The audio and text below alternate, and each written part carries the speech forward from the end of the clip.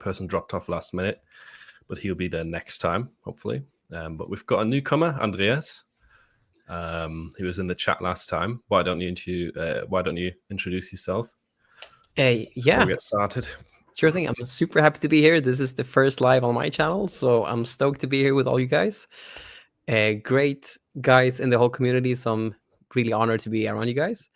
But I'm on Etsy Print on Demand seller mainly. I also do Amazon Merchant on Demand. And in less than 3 years, I've done over $1 million on Etsy, and I've done about $240,000 in revenue on Amazon Merch as a side gig from Etsy.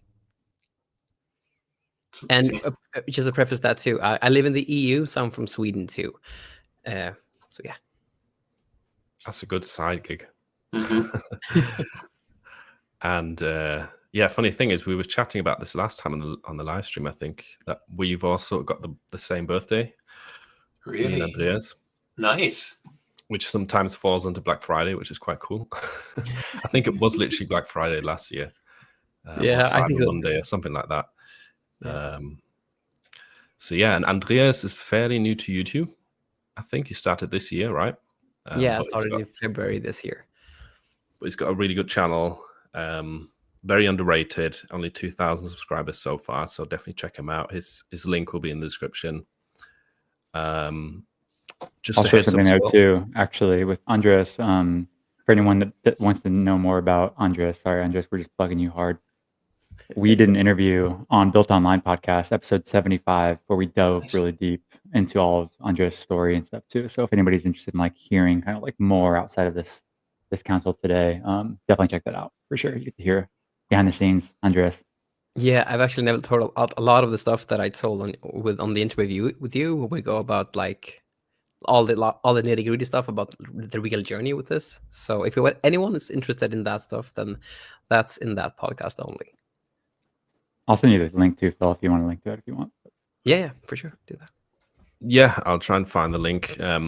Also, I was supposed to be on the Coffee with Everbee yesterday, but I had to drop off last minute because I came down with the flu.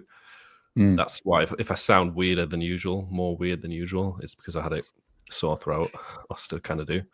But I'll be on the Coffee with Everbee probably in January. But just in case anyone saw like a post about it and then it didn't happen, that's why. But yeah, if you want to hear more about Andreas' story, I'll find that link. What episode was it? Again, 75, and I just linked to it in the private chat. Phil, it won't let me add it in the comments, so maybe if you want to drop that in there. There we go. Oh, there it is. I see it. Yeah. It worked? Okay. Let us know where you're all watching from. We've got some messages coming in. Good morning from California. You've got a new subscriber already. Look. Wow. Carla's back. What's up, Carla? Woo! Awesome. Carla was on the podcast too recently. It's a cool story.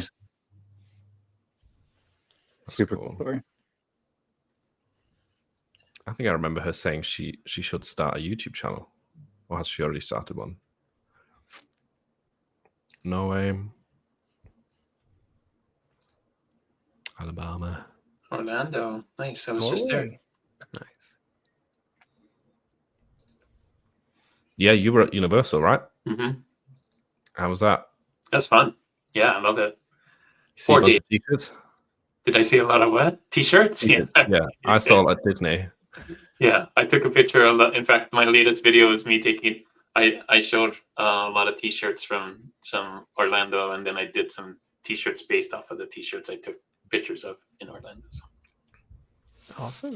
Yeah. So just as a quick overview, this would probably be a shorter live stream because I've got to go earlier today. So we won't do as many shop reviews, but we'll chat a bit about Black Friday. Okay. And Andreas wanted to talk about Etsy ads being more expensive this year. And then we'll do some quick Q&As as usual. And then, we'll see if we can get a couple of shop reviews in. And we'll also give it a bunch of book recommendations. Cassie kind of started that last time. Nice. I thought it was a cool idea. So if anyone's got book recommendations, we'll go over that at the end. Maybe you, Cody, would have to do it early if you've got to drop off. But yeah, I think the first thing we'll talk about, since it's coming up soon, is Black Friday. Whoops, that wasn't intended. There we go.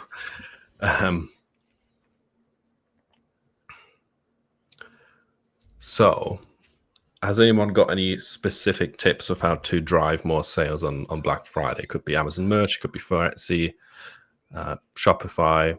It doesn't really matter the platform. Yeah. I'll share.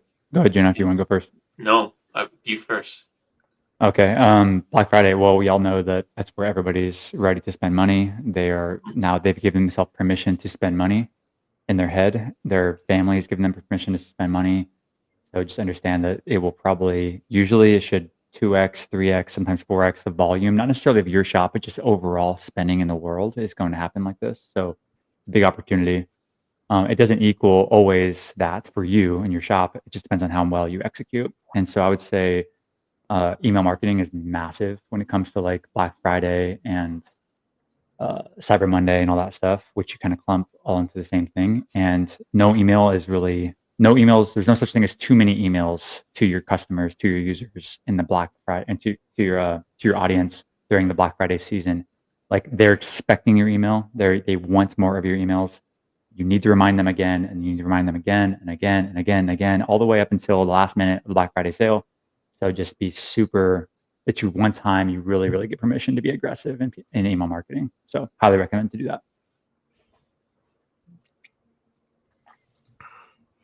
Are you doing anything specific on Amazon merch, Juna? Because I know we can't like marketing. I do Amazon ads. I try to post more on social media and stuff, but yeah, I need to do more email marketing, like Cody said. Like I have it, I just not using it wisely. So I'm gonna try that this year to try and push more on with emails, because I have it with Shopify, but I could put links on there to other shops as well. So one thing I'm going to do ahead of Black Friday for Amazon is, when you've got products that I've already sold and you reprice them, you take the price down, you can get that discount badge, like the old price is crossed out and it shows you the discount. You can do that in bulk with Producta, or you can do it with this new Chrome extension called Merch Rex. So you don't have to manually go in and do it for all of your old products. So I think that's probably a good thing for Black Friday, because I feel like a lot of people, unless they see that discount badge, they're not going to add it to their cart. Like, they are looking for deals and deals only. Obviously that's not everyone, but I think that's a good idea to consider, especially like on the day, on the 29th. But yeah, what do the Etsy sellers think? So I'll just echo Cody, and we're pretty aggressive as far as what we do. But an email starting on Friday, and those will go out every day till Monday. So reminding them every day. And then also with the Facebook groups, since I teach them to start their Facebook groups, same time that they're starting their email list, we post probably 3 times a day in those groups. And what I will do is since you can only assign everybody one time, I'll have all of the moderators take turns, so that way everybody who has their notifications on are getting multiple reminders. Because having done this now 5 years in a row, there is always someone at the end who's just like, I missed the sale. You only put one post out, or you only did one email. So now it's just like, Cody's right. It's not overkill. So just make sure you have them all scheduled. We have them all scheduled and ready to go out. And then I will say with Etsy too, a big thing that we've tested is not to just do like the sale from Friday ending on Monday. We start ours every 24 hours so that it's counting down each day, because it makes them be like, oh, I'm not going to just hold out till the end of Monday. So we start it. Wow. So those are my biggest tips. That's really cool. Awesome. So on my end, like, I've done a big Black Friday prep this year. So I actually put all of my listings at break-even pricing. And just to preface that, break-even pricing is basically $2 to $4 gross margin. But I put that at the beginning of October, since I noticed that I started to lose some rank. And from October until the November 17th, I basically had all my listings at that margin. I usually gross about 30 to 40%, but now it was just $2 to $4. And this is only to increase rank to the listings themselves. So it's probably a bit too late now to do it this year. But a big Black Friday tip that I would certainly recommend is, like, way beforehand, putting all of the listings at a break-even price to garner more rank, so that when the Black Friday rush hits, you can just get you're on the top of the search pages. Because on Etsy, in my experience at least, everything has been about rank. And so yeah, that'd be my biggest tip for Black Friday. Awesome tip. Good Yeah, I tip. completely agree. I'll say one more thing too. For if you're in a situation where you don't want to necessarily lose money, or maybe you can't afford to lose money on every product, but you still want to participate in Black Friday, and there's another way to position your products to where you don't have to actually just make $1, $2 profit. Like, it's not all about just discounting what your current products are. You can, like, kind of build an offer. And it's really common for Black Friday and like these big holiday pushes is you can actually just stack other products into one product and then discount the entire total volume of that, the total price of that product or the bundle of products, and then sell that price. That way it gives a very big, high perceived value to the buyer. It makes them feel like they're getting a deal, and you also get what you want, which is like you want a higher average order value or higher, dollar amount of profit. And like, everybody wins in that situation. And that's the way that I would look at all things, but especially with Black Friday. It's not all about just you getting a sale, them getting a deal. It's about, like, how do you create a win and a win and a win? Like, for everybody, everybody's happy here. Like, you made money, they got a great deal, and you can rinse and repeat this. So that's the way I kind of view stuff like this. Mm-hmm. Like a big bundle offer, in a sense, where you've got multiple products in one listing. Yeah, very fun when it has digital products. I know Bailey can speak to that more, but digital products are very easy to bundle versus print on demand. I know it's a little bit trickier, but the idea is, like, add value to the people. Bundling is super, like, it's such a great thing with digital products, and it's not really, it hasn't really been explored in print on demand on Etsy at least. So that's a huge way that you could basically stand out from the competition and make some really good value propositions to the market, for sure. What about, I wonder what you guys think about this. What about offering something as a bonus to your Black Friday bundle that's only available during Black Friday? Like, it's an additional thing that people get for free, but they only get this during Black Friday. So it's like almost like a scarcity thing of, if I don't buy during the Black Friday sale, I can't buy this afterwards. Like, it's gone. Yeah. I see you nodding, Cody. Yeah, I mean, I totally, like, we never know what's going to hit. My only concern would be, it's not a bad thing. It's more just like, my only thought is, like, are you only going to run it on Etsy for like 7 days? And then, so, like, it's work to do it. And so therefore it's almost like, I liked it if you bundle it, if you kind of do that strategy with email marketing, because you're not competing with, and it's worth it. And you can kind of, like, keep that offer. But it still makes sense to do it, to try it. If somebody has bandwidth, then they should for sure try it. I love bonuses just in general. Like, bonuses are awesome in general. And that's what I'm saying is, like, it's not only for Black Friday. It's like, why don't we always give a bonus when you purchase this pet parent sweatshirt saying, like, happy dad cat or something? Why not include a digital download as a bonus, the saying, like, a cat care calendar, right? As a free bonus when you get when you purchase that print on demand item. That's where I would, like, my head goes automatically. And if you want to throw Black Friday on there, even better. That's really cool. Yeah, awesome. I really wish Amazon and TeePublic and Redbubble did more things to help with Black Friday sales. I mean, I know on their side they do, like, discounts and stuff, but as far as a seller on those POD sites, it's a lot harder to do those kinds of things. But Etsy and Shopify and those kinds of things, you actually can do these what's being talked about. So Carla mentioned she said you can also offer tiered discounts. Yeah, encourage higher spending by offering bigger discounts for larger purchases. Yep, easy wins for sure. We overlook stuff like this, but like, yeah, it's right. That's like textbook stuff. We should for sure do that. Absolutely, for sure.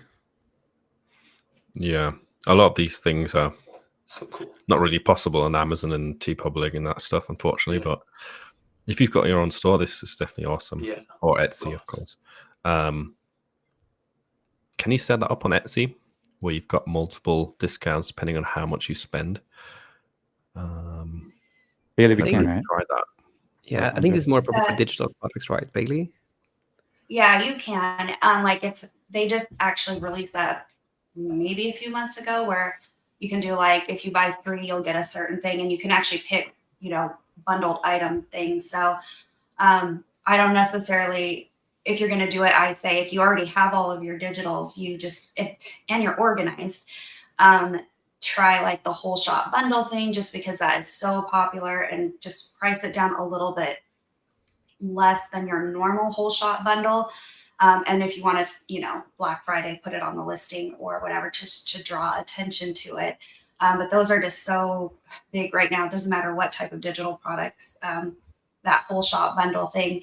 And if you, like I said, been organized and keep your stuff readily able to just, drop a link or in your PDF like that, then it's just a big game changer, because these people who are normally used to seeing $2 to $3 profit margin, but you sell your whole shop for $75. They're just so happy once you get 2 or 3 sales a day, and that's all that they need is 2 or 3 sales a day, because it's just so much higher. So definitely add a sticker to your listing maybe, and then drop it down a little bit more than what your normal whole shop bundle sale price would be, and I bet you'll see a big spike, just because, like Cody said, there's just a ton more people on there shopping anyway. They have the permission, and so they are going to think it's just so much more valuable, which it is so much more valuable to get, all of the designs versus, picking your top 20 and then spending pretty much close to the same as what these whole shop bundles are priced at anyway. Awesome. So unless anyone's got specific questions about Black Friday, which you can still ask afterwards, we'll move on to Etsy ads briefly. Have you seen any questions specifically for that? Not for Etsy ads. I tried to answer one about merch on demand and like a way to scale that. Yeah, we'll bring that up after. I think we'll chat about Etsy ads briefly, because me and Andreas talked about this the other day. So you've been saying that the ad spend on Etsy has gone up dramatically this year, right? And you wanted to chat about this? Yeah, for sure. I'm not sure how it is on your end, Bailey. I'm not sure if you use Etsy ads. Do you do that? I used to spend a ton on them all last year. We turned them off this year, but about a month ago, I turned them back on for specific case study reasons. So they are running right now, but different budget things, but it's definitely more expensive. Yeah, I actually counted on this, and this is why I also wanted to bring it up, because if there's any Etsy sellers out there doing Etsy right now, this is peak times, which means that peak ad spend times 2. But just to also say, like last year, the ad spend has increased by 50%. And just to preface that, I've spent about $12,300. I've spent exactly $12,348 just now when I'm looking at my Etsy ads. And that's just only this month. But last year, I would have spent about $6K in ads. So I've lost about $6K in profit here because of the ad spend. So yeah, it's a huge loss for me, at least, when doing Etsy ads this way. And I'll probably turn my ads off when Black Friday hits, because it's just insane how much it costs at the moment. Oh, so you stop them on the 29th? Yeah, I think I'll do that for sure. I mean, like, I'm making profit on it for sure, but I mean, 6K in profit as a loss is just way too much. The CPC is the cost per click, basically how much it costs from when someone clicks the actual ad listing has gone up by 50%. And since you can't control any of this stuff like you can do on Amazon, you just basically, you handed a turd basically, and you just have to deal with it. I think it's really there. I have a question there, if you don't mind. So is this something that Etsy, because I didn't see this documentation come out from Etsy, did they mention that they're increasing, or is it just something that you're noticing on your accounts, that like your cost per click is going up? So other friends have noticed the same thing as well, that are doing POD on Etsy. So they haven't really mentioned it, but in all the honesty, when like they have had fee increases every single year, and like I think it was last year or something like that, they had the transaction fee, I think, increased from 5 to 6.5%. So they've always done something to just increase revenue on their end. And they haven't done it at this, like they did it this year too with launching the Etsy Insider thing, which is like the equivalent of Amazon Prime, I think. But I think it was in middle to late August that they started increasing their CPC basically, because it's basically since then that my ad spend has just dramatically increased, and it's really evident now just because we're in the peak sales times. That. Yeah, I think it's a good point. Like it's interesting. It kind of brings you to the point of the idea of owning your audience is very, very important. Now it doesn't have to be your only strategy. It's not, but everyone listening to this, if they only sell on Etsy or they only sell on Amazon merch, cool. But think of it as like a sales channel. It is not like a super, super reliable business yet. And the idea is that turn that traffic from the sales channel into a subscriber of some sort, whether it's email subscriber, or I mean, honestly, you should own their email. That's the idea. And you need to be able to capture that email so that way you're not so reliant on Etsy ads. So if Etsy ads increases by 50%, let's say next year again, your business isn't dead. Like you can always send email marketing. You can do other things as well. So everyone should be thinking about this as the idea is to use these sales channels to build my audience, which builds my business. And I think that's kind of broken a little bit in our ecosystem. And so I don't know if you guys would agree with this fully, but I know Bailey, me and you have had talks about stuff like this. Yeah, for sure. It's definitely a downside to Amazon Merch where you don't get access to the emails. But Amazon Merch has got many advantages over running a Shopify store, for example. But a massive downside is that you don't have access to the customers. That's a big deal. So yeah, it's definitely something worth considering. Like if you already have a lot of designs and you know what you're doing with POD, especially trying to look down the route of capturing customers, or whether you have an Etsy shop and you can capture some emails there, or whether you want to open a Shopify store and try that out, I think it's definitely worth it. Me and June are actually starting to do that with Chris Heckman behind the scenes. He's helping us out with that. But yeah, I definitely agree. The kind of email list aspect missing on Amazon Merch, it's kind of a plan B thing to fall back on that you don't have with that platform, right? And with Etsy, which means that you just need to don't stop Amazon. I wouldn't say to anybody stop Amazon Merch or stop Etsy just because you don't get the email list from the buyer. It's more just or the email from the buyer. It's just also consider you need to be having this engine running to build your email list in the background. So that way you get 100 emails, 200 emails, 1,000 emails, 10,000 emails.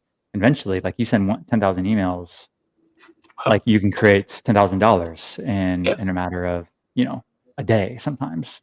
So email list is very powerful. And then when you go to sell that business, you actually have assets to sell that business if you want to sell one day. So and also just to add on what Cody's saying too, on Etsy, if you have a big shop there and it's not going the way you want to, because Etsy made some recent changes, because this is basically the downside with both Amazon Merch and with Etsy, there's always another person that kind of controls you a bit, because they can just say, on the Amazon, they can just decrease the royalties and then you're making less money. On Etsy, just like they did now, they can increase their ad spend, they can increase their fees. But the good thing with Etsy is that you can actually download the data from Etsy and plug that into a Shopify shop, and then get you can use the information there, apply it to a Shopify shop, and then in theory, at least, I haven't done this myself, but you should be able to have your whole Etsy shop, but on Shopify with the equivalent images, reviews for the listing, and so forth. Because diversification in and of itself is just so important in this whole line of business. Because if one thing falls, like for instance for me, I do YouTube now, that's one income source. But if that one falls, I have Etsy. If Etsy falls, I have Amazon merch. But being able to have a couple ones that you just draw some money from each and every month, it's just a super powerful thing to stay stable, in my opinion. Yeah. I noticed that in COVID, Amazon just stopped. And I was like, man, if it was just, if all I had was Amazon, and I had a 9-to-5 at that time, but if all my thing was just Amazon and Amazon just stopped, and I made zero on 1 month, because it wasn't selling at all. So that was kind of scary. So yeah, definitely. Yeah. For those of you who don't know what June is talking about, this was it April 2020? I think it was April. They closed the American facilities that print the shirts to help with, I think they were trying to help delivery of like medicine or whatever, and then it was crazy. It's literally everyone's sales went to zero for the entire month. No sales at all in the US. So if you didn't have a backup, you have no income basically. And that's the idea. Like everyone needs to be building their own brand. Like at the end of the day, you need to be building your own store at some point. Like you don't need to do it right away. If you're like brand new, don't do it. But like get your feet wet and just like kind of be thinking about, okay, how am I going to position this into a niche brand or a niche store of some sort where I can own my audience and control my own destiny? That's what it's about. Like, what are we all chasing? Freedom. We all want freedom. We all want freedom of optionality. We want freedom of time, freedom of finances, freedom of hang out with whoever we want, and freedom from some platform saying you're suspended. Like, fuck. That could happen. Cuss on here. Like it can happen in a second. And so the idea is that always trying to position yourself to where you have more leverage in the market and you have more freedom. That's the way I view it. Totally agree. Yeah, I agree with that 100%. With just like one caveat to that, I'm a big Hormozi fan, and he says one up to like 7 figures or at minimum like 6 figures. It's one platform, one avatar, one product. So I think it's the way that we can apply that thinking to Etsy, which I really resonate with, is that you can master the art of POD if you just focus on one thing. Because Amazon merch is really different from Etsy, for instance, and Shopify is really different from Etsy. But if you do all three at the same time, it's really hard to get the fundamentals from one platform set. But if you only focus on one, then you can learn the principles and the fundamentals that you can then apply to Shopify. And once you hit like the bracket that you want to see, at least this is how I think about it. When I hit the brackets that I want to see and the goals that I want to achieve, then I can diversify. But it's really important to do that once you're at a point where it's overflowing, so to speak, with the orders that you're getting. Yeah, don't spread yourself too thin when you're starting out, I would say. Yeah. Big mistake I see with newcomers to this business is either they start on too many platforms right away, or they get too many tools right away, and they have like 10 subscriptions to tools that they don't know how to use. Yeah. Very or they watch too many channels straight away and get like different information from different people. And I understand it. I'm not saying that that's, that's a bad thing necessarily. I get where you're coming from. You're trying to learn as much as quickly, or trying to get as many tools that can help you out as quickly as possible. But if you're focusing on a small amount of things, trying to, hone in on those and get really good at those first, is going to help you out way better in the long run. Like trying to go, what's that saying? Never mind. I forgot the saying. Yeah. I think the idea is to maybe go wide with your information at first, but then eventually you need to go deep. Like you need to go really deep into a specific platform, to a specific skill set, to a specific niche, and like obsess over that thing for like as long as it takes in order for you to be like, wow, I'm like really, really good at this. And I can now I can kind of pick my head up and say, I'm going to go over here now, and I'm going to do the same thing, except it's going to give me more leverage. But I think you're right. Like, it takes a lot of self-awareness to understand when that time is. Not doing it at the beginning is very, very important, because you'll give up. It's just, we've all done it. We've all done it. We've all started like a ton of drop shipping stores at one time, and like a bunch of stuff at different times. Like, we've all had these experiences. We've all tried things that failed for sure many times, or got distracted by stuff that didn't end up working out. It's very natural. That's why we're saying, don't do too many things at once. Can I elaborate on that one more? I was at the gym last night, and I was there's a sauna at this gym, so I'm like hanging out in the sauna, and I'm talking to this guy, and super cool guy, talking about business a little bit somehow. And he's just like, what do you do? What do you do? And all this stuff. And eventually he's talking about what he does. And he's like, oh, I do this. He runs an agency, right? I'm like, oh, cool. That's awesome. And then he immediately goes into, I also do this other thing. And I also have this other thing over here too. And this other thing too, that I haven't like launched yet, but like, it's going to be awesome. And then like this other thing, there's literally 3 or 4 things after the main thing. Yeah. And I immediately in my head, I said, there's no way you're making it. Not until you fix this. And I'm sorry to say that, but it's so true. I see this so often, that we get shiny thing syndrome, and we have no discipline as humans, and we start touching everything, and then we have a whole bunch of skeletons in the closet that like have never made it out. And but then if you take that conversation and pretend that I'm talking to one of you guys, I'm like, hey, what do you do? You'll probably say a couple things, but you'll have one main thing, and the other things kind of overlap with the other things, right? They kind of like feed in, they compound onto each other. That's a different discussion. And anyway, I just wanted to share that with you, if that's helpful. Yeah, I agree with that 100% for sure. Yeah, me too. I also waited a while before starting a YouTube channel. Like I did POD for a few years before starting a channel. And I know sometimes it's kind of more relatable if you're seeing someone on YouTube who's new to POD and you're seeing their results and what they're learning as a beginner, right? That's more relatable for other beginners. But at the same time, you might start out with POD and think, oh, well, YouTube is another income stream for POD sellers. Let's start that as well. And again, you're spreading yourself too thin. So I would recommend waiting a little bit with that. I would agree. Yeah, I started YouTube after, POD started. I kind of put it on autopilot, not totally on autopilot, but I knew what I was doing at that point. When did you start YouTube? Both, I started YouTube. I pushed YouTube hard in 2020 during the pandemic. Actually, right around the time where I got a 0 month. Right. And I was like, you know what? Was that why? It's partly why, but I also wanted to help people, and I had more time, and I was working from home, and there's a lot of other reasons. A lot of factors. Okay. Yeah. Well, there's one positive that came out of it. We've got Juna's YouTube channel now. Thanks to that. Right, we'll go through some questions. Someone asked, how are we getting the emails now that we can't on Everbee? Yeah, good question. You may take that.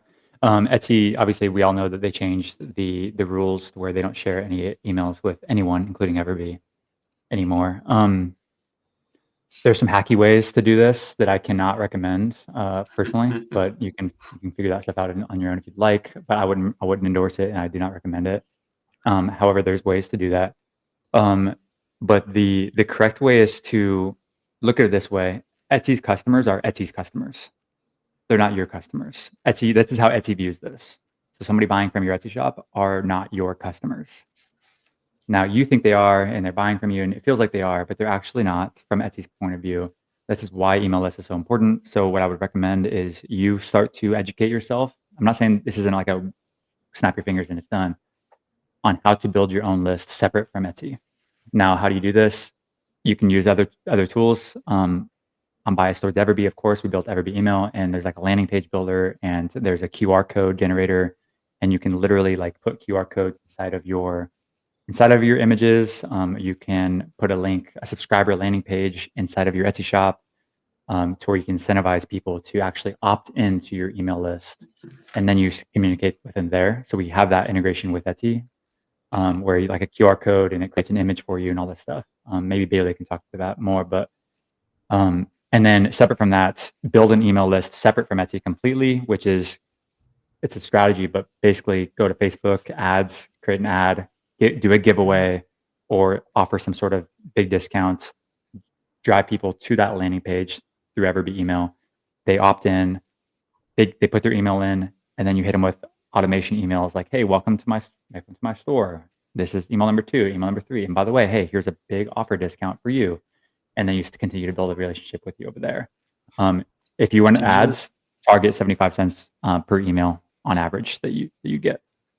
Quick question there for anyone who doesn't really know much about email. Do you have like templates for those kind of automations already?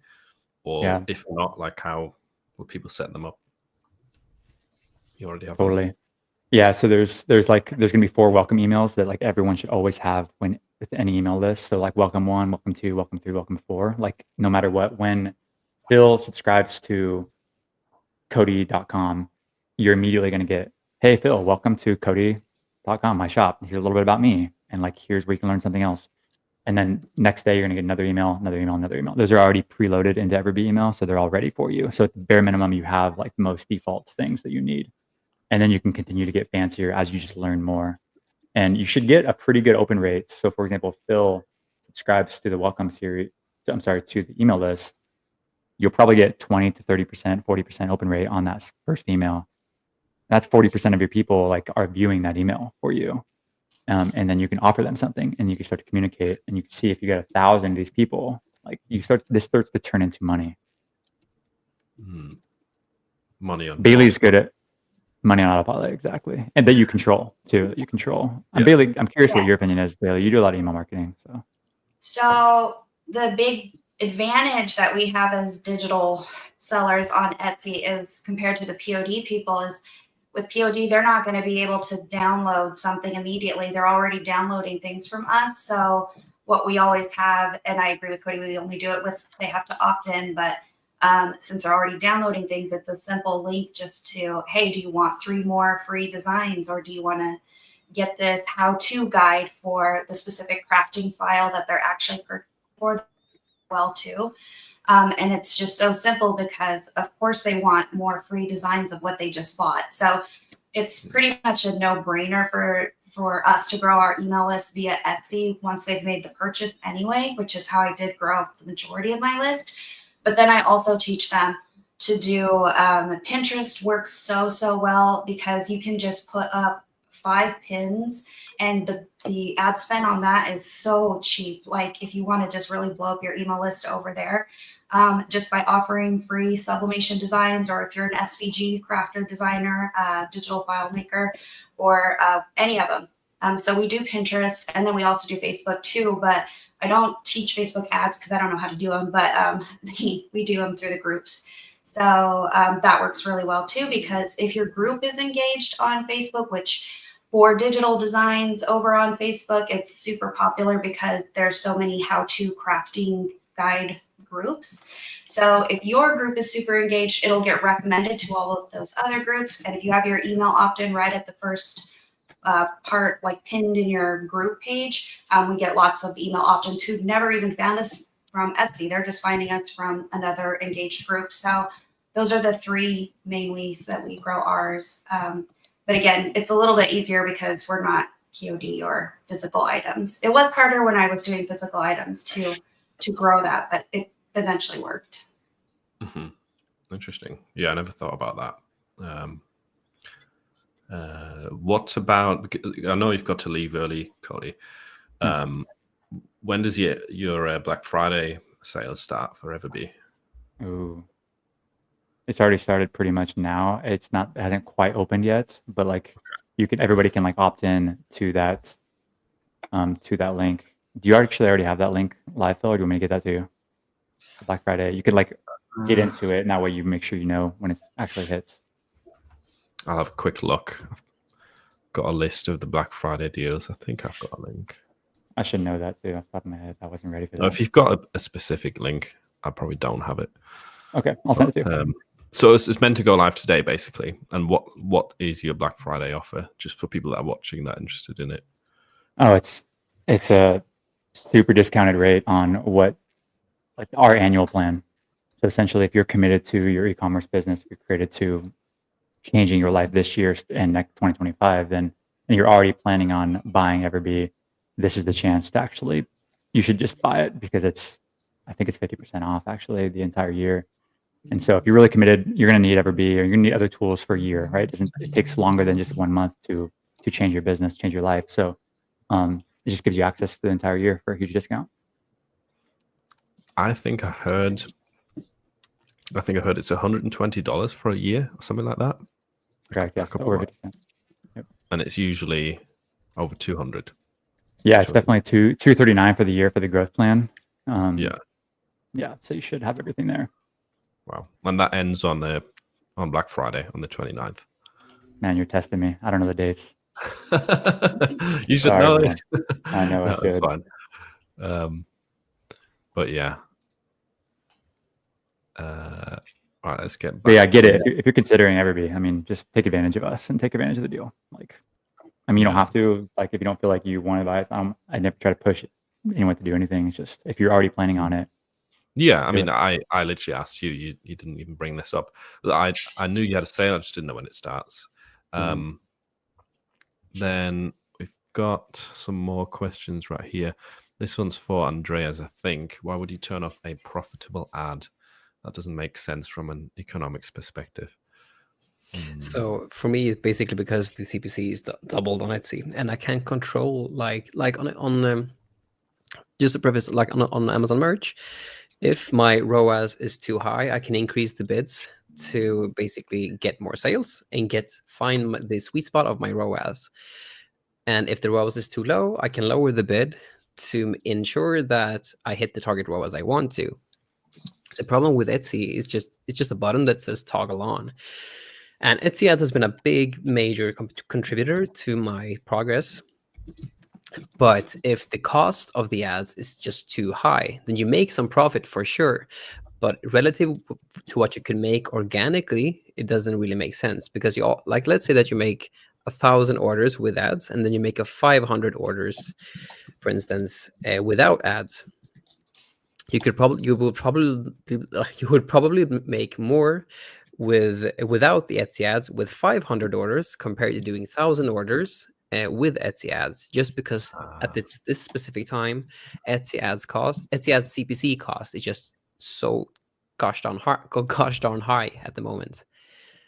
So you could definitely like make more, but you like how I see this whole business, for me at least, I don't really want to, at least when it comes to my Etsy shop, I don't really want to.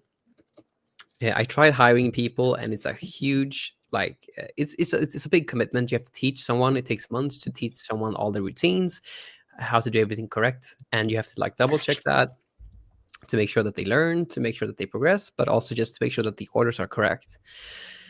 And I don't want to sit by my computer like last year. I did 150 to 300 orders a day. I had help, but that's when I realized that I should have teach this person like a year in advance how to actually make this, because it just doubled my actual effort when doing orders. Because she made a lot of mistakes, which is honestly my own fault. It's not her fault at all. She was a great worker, and she did great. She did a great job overall. It was just naive of me to think that she could learn in just a few months things that I've done like for years now. And so if I basically do more orders, that means that I have to basically sit at my computer more because people message you, people.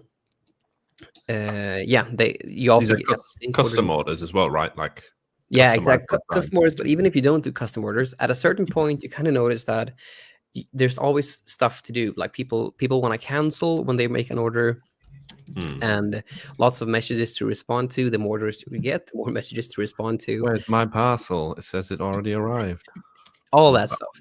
So what I mean is that for this kind of, it's more of a lifestyle business for me, at least this. So if I can make more money by selling less, I'd rather do that, because that means less work for me and more profit for me, compared to doing more work with less profit. A long-winded answer, but I hope that answered your question. If not, please let me know in the chat, and I'll do better.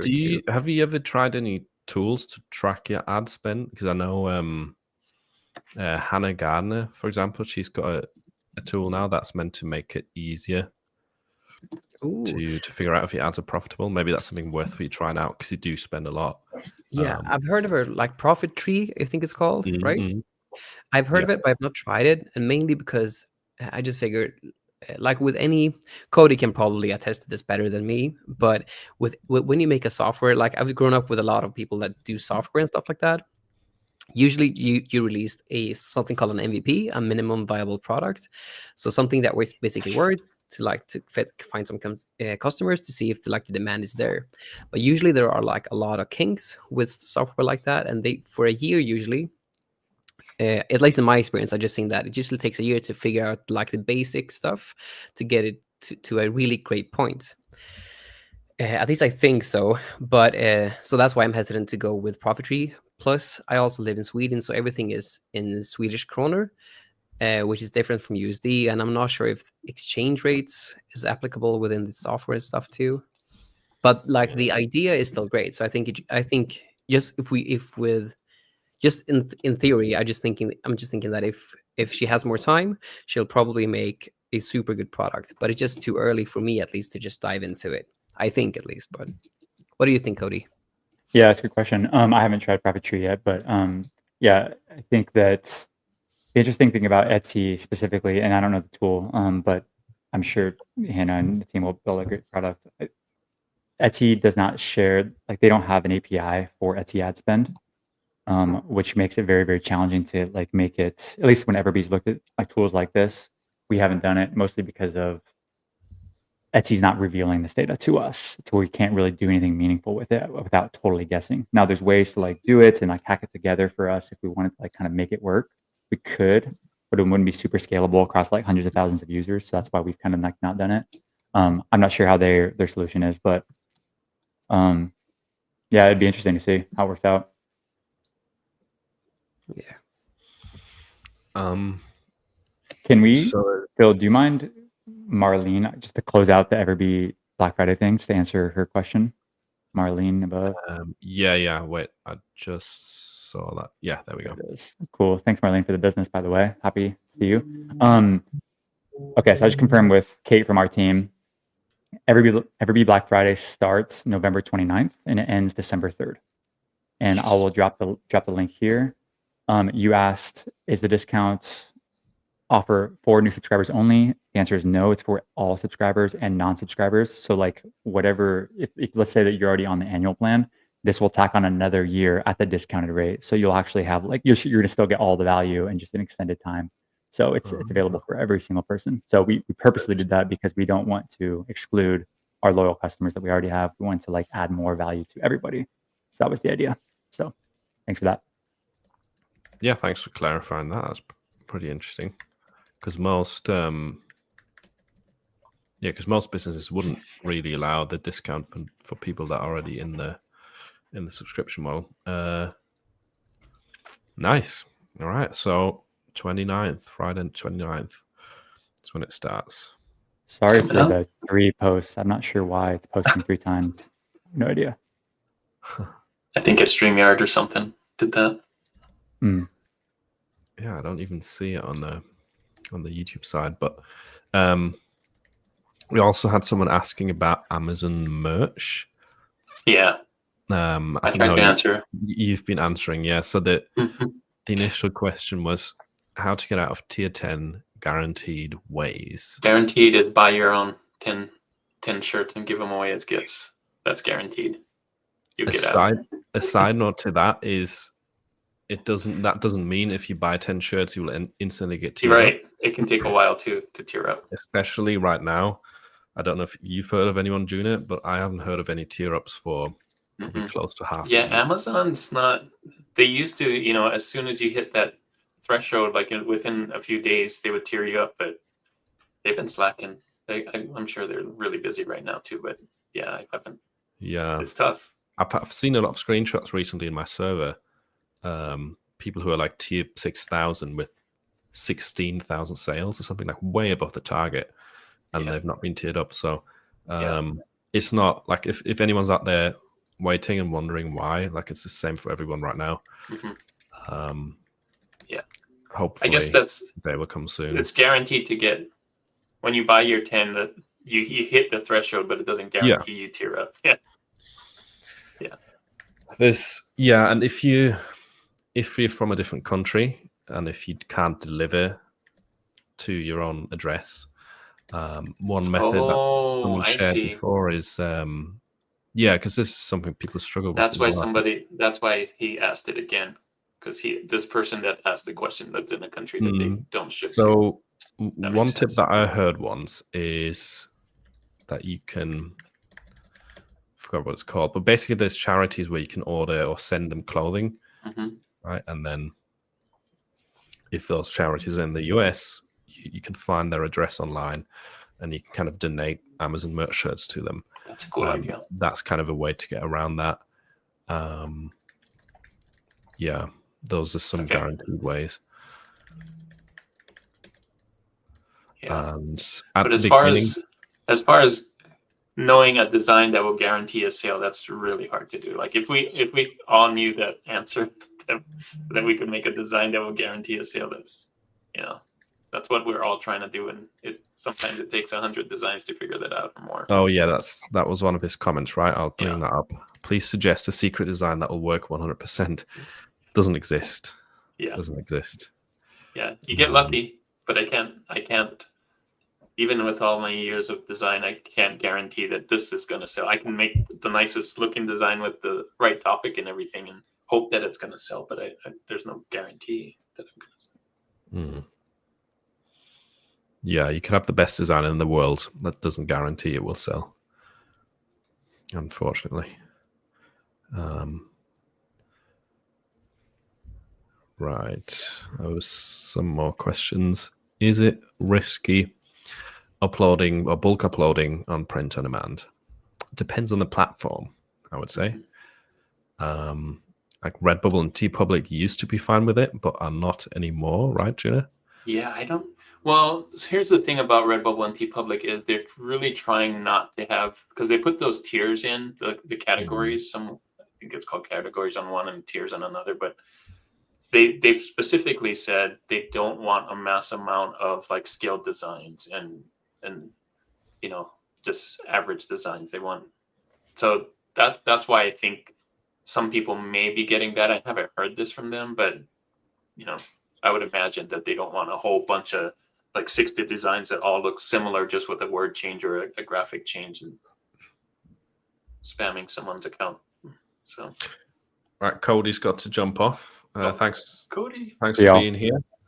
Appreciate you guys. It's super fun. Yeah, excited to do next time. And have a nice Black Friday. Yeah. All right, you too. Yes, enjoy. Let's go. Bye bye. On the topic of bulk uploading, though. Now the question. I definitely would do it for Shopify, though. Yeah. If you're trying to upload a lot to Shopify, I would definitely recommend it. We've been doing that with my designs. And another thing, if like on Amazon merch, I've never heard it being a problem. Like I know of a lot of people that do it, and I've never ever heard someone getting into trouble for it. And same with Etsy. I know they have some sort of limits where you can't publish that many things or only that many things per hour. But with my designs and with Flying Upload, I've definitely bulk uploaded to Etsy as well. I never had an issue there. Just to add in on the Etsy part there, when I started, I did a stupid thing, and I basically did 500 listings a month for several months. So I have thousands and thousands of listings that are just expired because they weren't that good. But it taught me the ropes of Etsy. But basically, I put up, I think it was 60 to 70 listings in a day. And they suspended my shop for like a day or two because they thought I was a bot, I think. And then it just got fixed. Was that in the very beginning, or was that like a few months in? Yeah, like I did this from the very get. So this was probably like a few months, maybe like 1 or 2 months in, something like that. Okay, all right. So I never went past 50. I never went past 60 listings in a day when I did this. So if you're going to bulk upload, just remember to just stay downwards of 60 listings in a day. I'd recommend 50 just to be safe. if you want to go the ham route, but I wouldn't recommend that because it doesn't work super good, at least not in my experience. Okay. Well, to reassure anyone who's done that, or has wanted to do that, I have often uploaded hundreds of designs a day, or 100, 200, and been fine with it.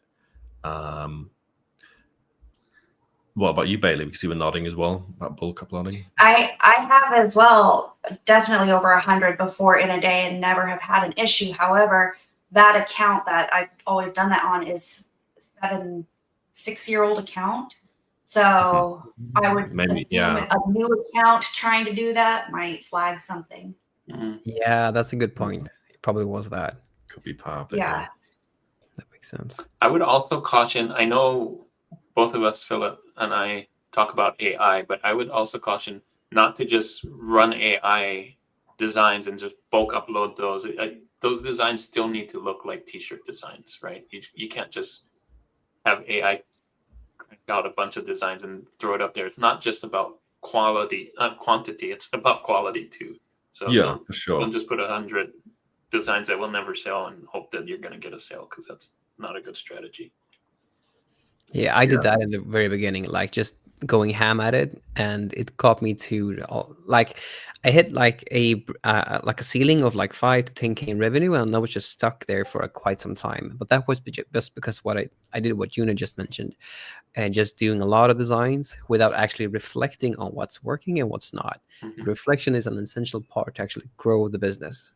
Mm-hmm. Absolutely.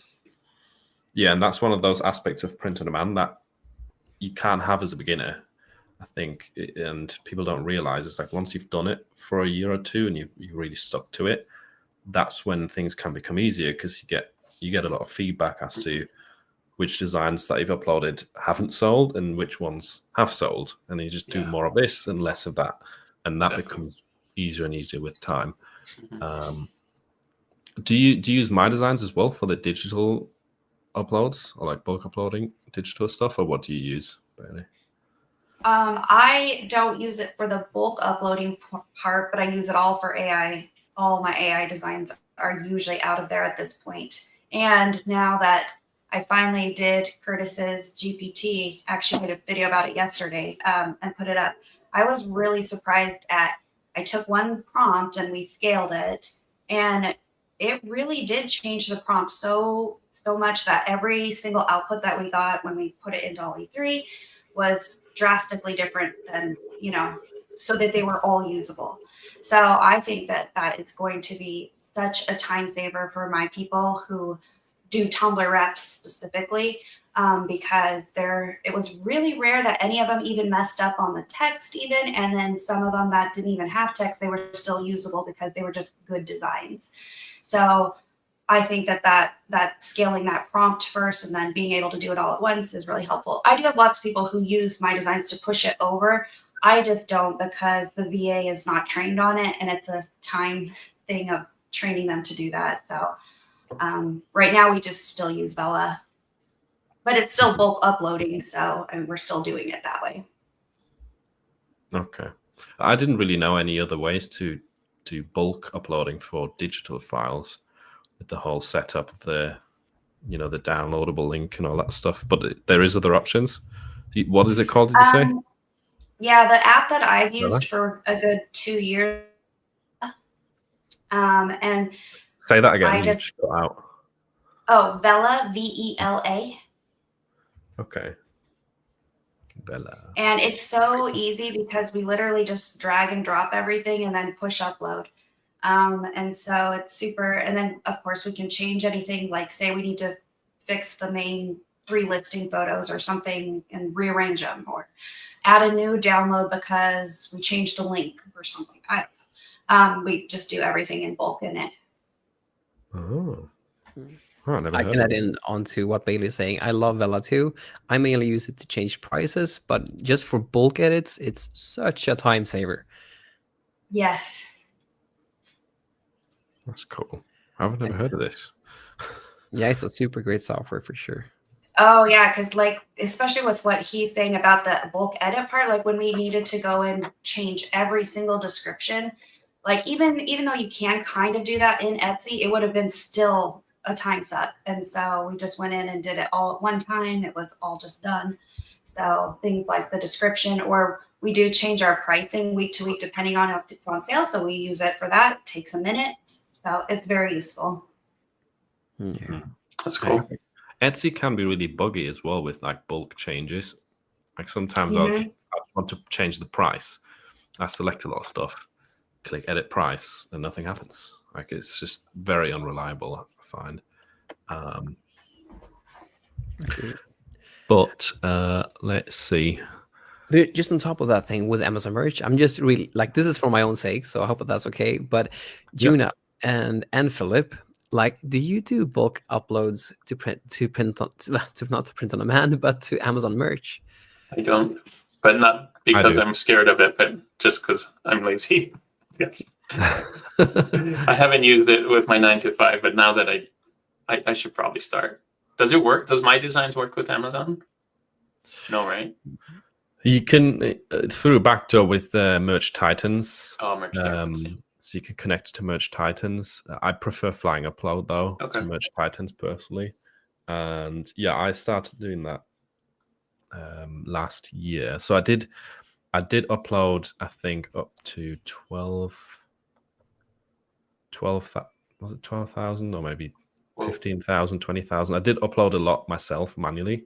Yeah. Before I started the whole upload automation thing on Amazon. I did already do it with Flying Upload on the other platforms, but it's been so useful. Like for example, when the tumblers went live, I just used Flying Upload to go back into all of my old listings and enable tumblers. Wow. And I've got over 10,000 tumblers live. And I've not really had to do anything. You did that through Flying Upload? Yeah. Okay, I did not know that you could do that. I've done it kind of like Juna. I don't know if you've done the Tumblr thing like me, but I've just gone in manually. Just me too. You too, yeah. Every sale that I get, I look. Do I have a Tumblr for that yet? Oh, here we go. Yeah, it's super manual. Yeah. But Flying Upload sounds like a good option. With Flying, you can upload new designs, obviously, but you can also make edits to old listings, which is really handy. You can also do this in a safer way, where you first of all you just upload to t-shirts in all markets, and then once those have gone live, like because of rejections, you might be scared to upload with automation. Yeah. Once those have gone live, then you can edit the listing and enable all the other products, all with Flying Upload. So it makes it all really seamless and kind of lets you focus more on designing and research rather than spending time uploading. Got a lot of Flying Upload questions now. But like, how do you, if you do like bulk uploads, how do you do like the SEO? Wouldn't the SEO need to be super simplified in order to do that? Because I've tried Flying Upload for like a week, but it was just the SEO part. I couldn't be really nitty gritty about it. I had to simplify that a ton in order to make it work. If you want to upload thousands of designs, it has to be more simplified. It depends really on the type of design. So a big part of my designs are scaled, right? Scalable designs, where you can do the listings with spreadsheets quite effectively and then import that data into Flying Upload. And you just have variable words that get swapped out, kind of like Bailey was saying with the prompts. You have one base prompt and then a few keywords get swapped out by the AI. In this case, it's a spreadsheet that helps you swap out and make the listing applicable for different niches. But if let's say I've got 30 designs for one specific niche, then I would usually have the same bullet points, but just change the title to match the design. But do you find that you get more sales using if you could compare like uploading manually to uploading in bulk, do you get more sales by uploading manually compared to in bulk? Given that you have to make some sacrifices with SEO, for instance. No, for sure. Like the scalable designs, they don't have as high of a potential to sell than if you sat down and you focused more on each listing individually, and you created specific designs for a niche. That's definitely a like a trade-off. But then again, it's a lot easier to fill out 40,000 slots. So it's kind of what do you want to do more? And I really enjoy automating these things and then being able to just push out, like fill out my uploads every single day. So yeah, I definitely think like out of 100 scalable designs, the likelihood that 20% of them will sell is very, very low compared to if you sit down and actually specifically design, do the listing for one niche for 100 designs. Yeah, it's very likely that then 20% will sell. Yeah. On a tangent, I do like that you can go back and change the colors now that you couldn't before. Oh yeah, they've changed that, haven't they? Yeah. Yeah, That's so you're really doing that. Yeah. Which is really nice because sometimes I have black by default and then I had black text on a black shirt. And I'm like, oh man, and then that's the main color that shows because that's what Amazon does. And like, oh, that was a waste. Yeah, for anyone who missed that, now you can go to your old listings and you can deselect colors.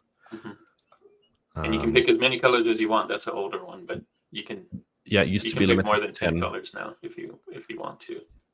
Yeah, Which is I saw that Juna made a super good video about this, if I'm not incorrect, where he just goes through how to do this stuff with changing colors and everything like that. So that's on Juna's channel. Oh, thanks, man. One thing though with the new colors that's kind of annoying. I think they usually show up as the primary in the thumbnail. I'm not sure about that. I could be wrong, but Productor usually tells you which of the colors will be shown in the thumbnail. Whenever I select like the new pink or the new green or whatever, that's interesting. They always show before black even, and wow. I'd rather not. Me too. Rather it be black. But yeah, we're super excited about the fact that you can deselect colors on Amazon Merch, even though that's like the most basic function. I really hope the next change is I can select my primary color because that would be that'd be cool if you can do that. Let's start a petition. Yeah. I think that's always been so weird with Amazon that you have like if you have black, it's automatically black. Yeah.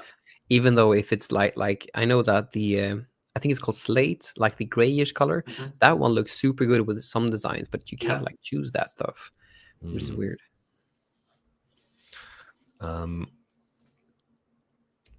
Andreas, what is your price strategy on Amazon Merch? So I tried a lot of strategies overall with Amazon Merch, but the only thing that really worked was doing what I did on Etsy on Amazon. So when I do, for instance, when I list something, I list everything at a 0 royalty. And this is paired with my Etsy ad strategy too, but I list them at a 0 royalty until they hit 10 sales. 10 sales. Wow. And when they are in the, so this has to be paired with an Etsy ad strategy if you're in tier 1000. If you're not in tier 1000, and like me, like you live abroad from the US and you only sell to the US, that's my only market that I focus on Amazon Merch, then just listing everything at a break-even price will definitely like increase volume of sales. But if you're in tier 1000 and do ads, I think it's really important to just pair it with an Amazon ads funnel, like doing a lottery campaign that Cameron Scott from the Merch Yard channel talks about. I've made a video on that on my channel too. But basically having that for all listings that hasn't sold even once. And then once they hit 1 sale, you graduate them to a warm-ups campaign. Once they hit 10 sales, you graduate them to a hot campaign.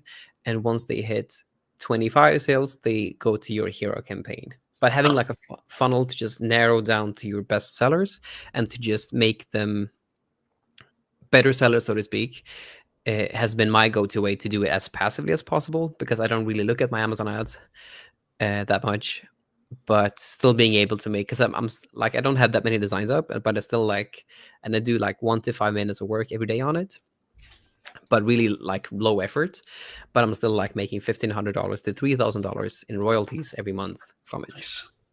So yeah, that would be the long-winded answer, but basically break-even pricing if there are new listings, and then pairing that with an pairing that with an Amazon ad strategy would be my go-to way to get them to get rank and so forth. once they hit 10 sales, I gotta add that too. I add a $7 royalty, for instance, on my the max royalty on sweatshirts since they not changed it, and then I think it was like $14 on hoodies in royalty when that was enabled, but the max royalty on sweatshirts and hoodies, and then like $7 in royalties on t-shirts once they hit 10 sales. Wait, $7 on t-shirts? Yep, I earned $7 per t-shirt on so yeah. And then So what is that, $22.99 or something like that? Yeah, exactly. Wow, that's awesome. Yeah, you can. I'm a big believer in just pricing high and selling low because you make more profit with less sales. But the more sales you then get, the more you basically have more money to spend on acquisition, like Etsy on Amazon ads and stuff like that. Mhm. So I'm a big believer in just pricing high once you have hit a certain bracket, like 10 sales. That's interesting. Are you going to lower that for Black Friday so it gets a discount badge, or you just leave it? No, I just like my main focus is always Etsy, since that's like the thing that gives me 90% of my income.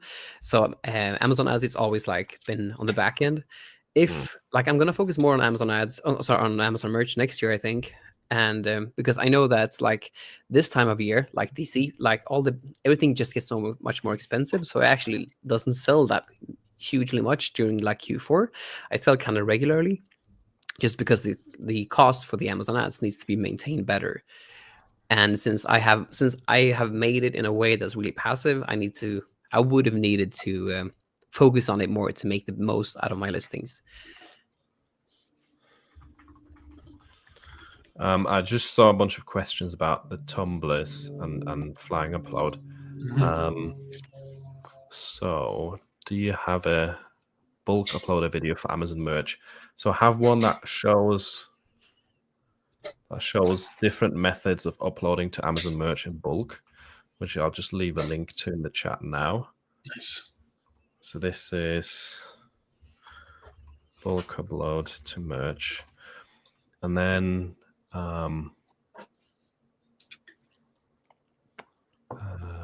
there was another one follow-up right here. On Tumblr, did flying upload duplicate the image and all that? The two sides. Yeah. And when y'all are doing your listings, do you do Tumblrs with them or separate so it has its own brand? So I haven't really done many like individual or separate Tumblr listings. I would still do it in one. And yes, flying upload does duplicate the image onto the other side. That's nice. You don't have to do any of the resizing yourself. It just takes your t-shirt design and puts it on both sides. And then here someone was asking, wait a minute, I can use flying upload to enable tumblers on all my current designs at once. You can't click a button and do it at once to all of your listings. It does still take some work to, if you've never used flying upload before, you would have to download listings with Productor and then import them into flying upload. And unfortunately, Productor is not the most reliable tool, at least anymore. And I think you can only do it with like 150 listings at once. Otherwise, Productor freezes. That's what it's done for me anyway. But it's a case of downloading the listings from Productor, importing into flying upload, just enabling tumblers in flying upload, which you can do in bulk to all listings, and then you hit upload, and that's it. Wow. It's pretty slick. And I've got a video on this as well. I'll just put in the chat for anyone who didn't see it. Yeah, I'm gonna need that link too. I gotta try that. So this one right here is flying upload tumblers, and flying upload, by the way, started their sale today. Ooh. Yeah, I think they started a Black Friday sale today. Nice. Right, there we go. I think that's all the Tumblr questions done. I'm not seeing that many. Well, I don't have 10,000 tumblers. Are you seeing Tumblr sales right now with Q4? I've only seen a handful. It's not like going crazy, but Yeah. I mean, considering it's 10,000 tumblers, it's not crazy sales yet, but compared to all the other product types, like your tote bags, phone cases, Right. Tumblers are doing way better for me than those. I think I'm about to get I'm about to pass 200 Wow. tumbler sales, Nice. which just doesn't sound fantastic considering the amount of products, but I've not really done much work. I've just let Flying For upload the a name of work, them, yeah, that's pretty good. and most of them are very, very brand new listings. So Mhm. I'm hoping that with time, they will become my second best-selling product if it carries on like this. Wow. Right, what else have we got? We'll probably only do like a couple more questions, Yeah, and then you only got like 15 minutes, don't you? yeah, and then we'll chat about some book recommendations briefly, and then we'll have to jump off. So yeah, Tumblr only lottery campaign. I've set up a few of those, a few individual Tumblr lottery campaigns with like 1,000 tumblers each. Wow. Those have been working quite well.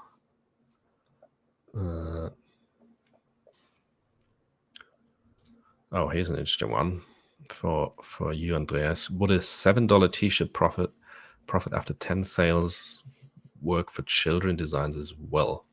For sure. So Well, I'm even thinking of increasing to a bigger, because I've seen that like brands like Disney and stuff like that are using like $24.99 for their shirts. Mhm. So I think you can even bump $22.99 to $24 at maximum. So at least this is how I do things. Price it low to get rank, and then increase the price a lot to gain a lot of profit from few sales. But yeah, as I mentioned, like in the comment, I believe a lot in simplicity. I want to do it's the same thing for everything to make my life easy. So I do all designs, even if there are kids designs, I do the same thing. Once they hit 10 sales, I add the profit that I want from the shirt, so to speak. Actually, one of my best sellers is aimed at kids, mostly sales for kids, and it's priced at $22.99. Nice. I have found though that in the UK, kids designs do better at a lower price. Whenever I used to price them to $19.99, which isn't possible anymore, but whenever I used to do that, they would stop selling. Like, people, I think, are used to cheaper kids clothing in the UK because there's no tax on kids clothing here, and therefore a lot of it is very cheap. Yeah, the highest you can go in the UK is $16.99, isn't it? For the It's t-shirts. $17.49. Yeah, but I've been setting it's- most of mine at $16.99 now. Oh, that's probably why, because I have the 99 cents, so you can't go $17.99. Yeah, it's really weird. It's $17.49 in the UK. It's $19.99 in Germany, and then it's $19.49 in Italy, France, and Spain. Like So weird. $19.49. What sort of max is that? I know. It's wild. And then, yeah, meanwhile in the US and Japan, you can still do whatever price you want, almost. Right. Another quick Amazon question: is there a faster way to write descriptions for each design? Do any of you know a way there rather than doing it one at a time? Is that possible, do you think? One at a time. I mean, if you have scaled designs, you could reuse the description, but if they're all different designs, I don't. Yeah, if they're true, like individual designs, yes, you could technically do it with AI. Yeah. But it's not going to be a very SEO optimized listing in that case. At least in my opinion, the AIs are not good enough yet to give you like a good listing. They'll use a lot of filler words and not a lot of like related keywords usually, especially for Amazon merch listings. I've not found one that does a good job. Like the My Designs one, I think does a good job for the keywords and the titles. Like, it actually looks like Etsy listings in a lot of cases. this is probably not going to be based on search volume, but at least it has a decent structure. Whereas the ones that I've seen for Amazon merch, yeah, usually they're not the greatest, in my opinion. But yeah, scalable designs are fairly easy to do, like a fast subscription description for. Yeah, for sure. Or do you know any tools that can do it for Amazon merch, like in bulk? No. Okay. All right. Favorite business books or business related. If anyone's got any recommendations, I can guess yours, Andreas. Why don't you start off? You already kind of gave a teaser before, I guess. Yeah, sure. So a big one for me. There are several ones in different categories, but for this type of stuff with POD, and especially Etsy, I'd recommend $100 Million Offers from Alex Hormozi. Yeah. Yeah, I read that book back to back 4 times and implemented almost everything that he talked about into my Etsy store, and that basically really improved my shop. So, but it can be hard to grasp the concepts. But that book contains so much value. So yeah, that's the one for me when it comes to business. What about $100 million leads? It's good, but it's a bit more like when it comes to POD, like all we do on Etsy is mainly the offer. And on Amazon Merch, we can incorporate some of that concept of the offer, but Amazon controls the gist of it, since we can't control like a lot of stuff with Amazon Merch. With leads is super good too.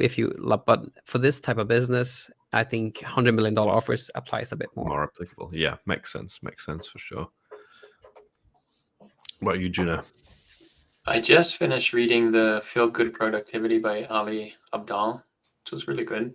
I don't know. I guess it's kind of business related. You trying to do the thing that's fun for you, and then because you're doing the thing that you love, you feel good about it, and you're more productive and that kind of thing. I'm currently reading. This isn't a business book, but The Happiness Equation. It's old, an older book, but I was like, well, Feel Good Productivity. And then I saw this at the bookstore, and like happiness, they're kind of similar. So, not a business book, not really related to business, but I mean, still happiness is a good thing. Yeah. Yeah, I think the productivity one by Ali is probably a good one, because it is quite a big part of succeeding with any business, really, like being productive. Yeah. I think you can be really good at certain things or have a lot of talent, but if you don't get the work done, it's going to be tough to succeed. What about you, Bailey? He took mine. I'm not through it though, but I have it back right there. It's funny. Both of the ones I'm reading right now are both YouTubers. So the other one is The Art of Focus by Dan Koe. So they're both actually productivity focused type books. So that should say what I'm trying to read right now. What was but wait? Not so done. what was the? Not done with either yet. What was the second Oh, one? everyone's asking about the title, so we'll have to go through it again. Oh, the second one. The second one is The Art of Focus by Dan Koe. He's also a big YouTuber. And then the Ali book, not finished with that one yet, but both are about productivity, focus, working, doing what you love. Dan's is a little bit more, I feel like probably more business oriented about, a one person type business and applying your focus and productivity into that. Okay. So I'm putting all the names in the chat. We've got The Art of Focus by Dan Koe, Ali Abdaal, Feel Good Productivity. Andreas was talking about Alex Hormozi. Yeah, good one. I gotta read that. He's gonna be a YouTuber now too, so. Yeah, he's humongously big on YouTube now. Yeah. One of his many side gigs. So basically, all of these are YouTuber books. Oh damn! What you got, Philip? Put that in the chat. And wait, before I say mine, I lose track. What was the happy book that you were reading? Oh, this is not a YouTuber, so I broke the He broke the pattern. Well, he has a Happiness. YouTube channel, but he's not like a big YouTuber. So the happiness equation. Equation. There's Neil Ostrak. Yeah. It's an older book. Rich. He did a TED talk about it recently, which was really cool. Not recently, when he did the book, but I think it was 2018. So that's how old this book is. I would. I feel terrible for not mentioning Atomic Habits. Yes, Yes, that's I one of know. my favorites. That's a cool one. Yeah, that's such a good one. Yeah, again, it's more about being productive, Mhm. but a lot of things are very applicable to print on demand, like his plateau of latent potential, Mhm. or the valley of disappointment. Part of that, very applicable to POD. Mhm. Your output or your results are not linear to your inputs, the work you're putting in, especially at the beginning. Yeah, Atomic Habits really good for anyone who's starting out, who's struggling with like putting in the work but not really seeing the results, not really seeing sales yet, Mhm. or if you're struggling with being productive. Yeah, I agree with that 100% Mhm. for sure. And trying to be more productive, like what does it take to build a habit to make it Very- so that you very keep actionable. going? Yeah. Very Yeah, a like- lot of actionable advice. Like the relationship you have with your environment, how that actually Mhm. affects productivity. That is a big thing in that book, I think. Plus, Mhm. how he talks about systems as well. That made a huge impact on me. Mhm. Mm. Which is why I have a notepad and a calendar like right on my desk, so I can write those things down and make sure I keep a good habit and all of that. So. Nice. Yeah, Atomic Habits, James Clear. And another really good one is 7 Habits of Highly Effective People. That's right. I think June has mentioned this as well before in the video.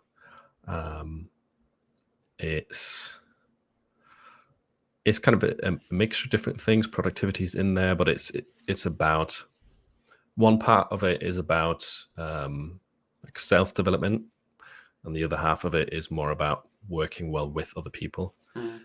in conjunction with other people.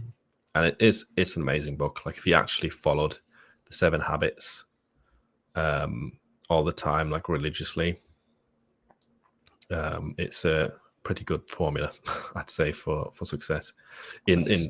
any sort of field, like not just print on demand. There's and one book that I'd love to mention if there's any more time for it. Yeah, sure.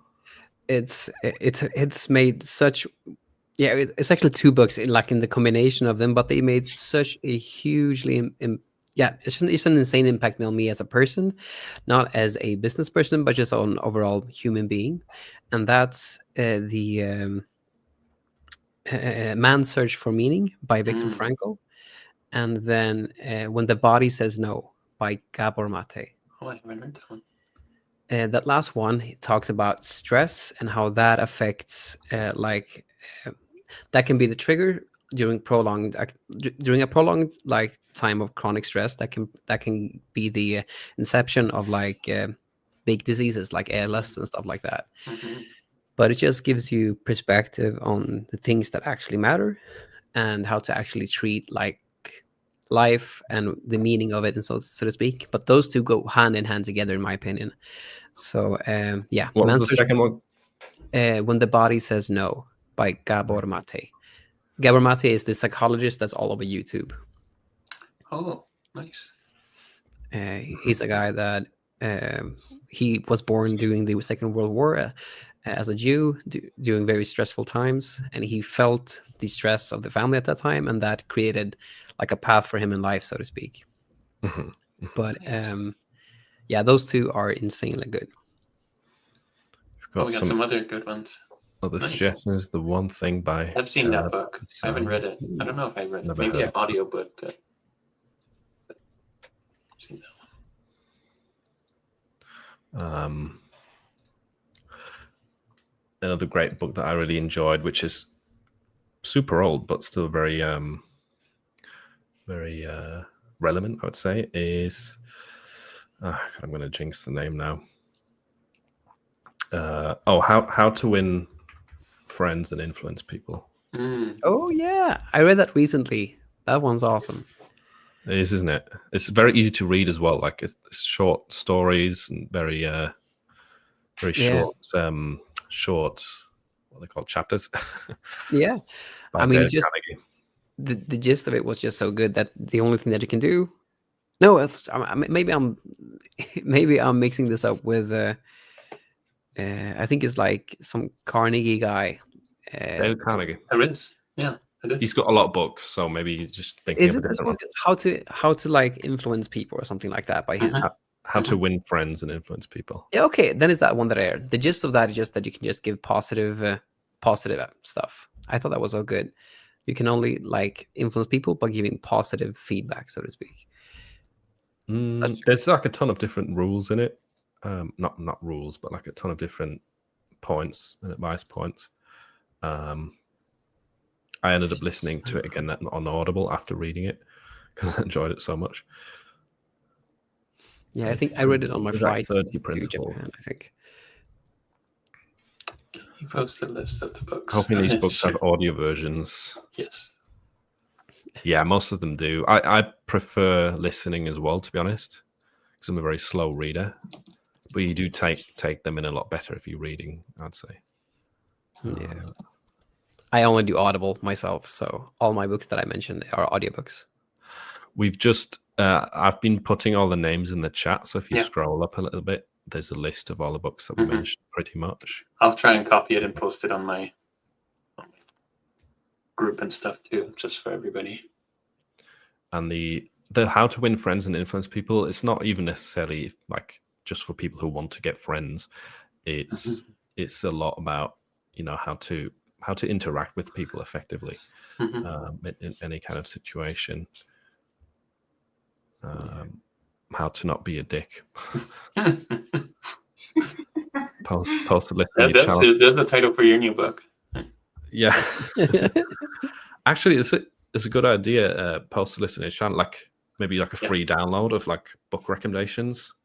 I've never seen that, but that might be something to add. I was just gonna put it in either a post on my my Facebook group and also a post on the community post for YouTube. You could do that. And you could add like an Amazon tracking link for 1% commission. Oh, I didn't even think about that. I was just gonna give it for free, but now that you mention, It's not really worth the effort anymore though, because you literally get like 1 cent per sale. But yeah, that concludes the live stream for today.